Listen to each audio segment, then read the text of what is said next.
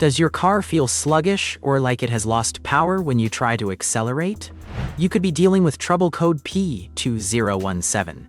This code translates to Intake Manifold Runner Position Sensor Circuit, high on bank 1. It applies to most fuel-injected engines built after 2003, including brands like Nissan, Volkswagen, and Mercedes.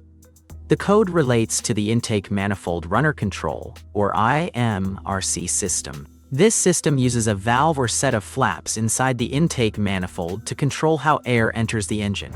At low speeds, the flaps create turbulence to mix the fuel and air better, and at high speeds, they open up to let maximum air in for power. The position sensor tells the powertrain control module, or PCM, exactly where these flaps are. When the computer sees a voltage signal from this sensor that is too high, it sets code P2017. The most common symptoms are a lack of power, poor fuel economy, and the malfunction indicator lamp lighting up. To fix this, your first step should be to locate the valve on the intake manifold and inspect the electrical connector. These connectors can get corroded or loose. Pull the connector apart and look for any green corrosion or burnt terminals.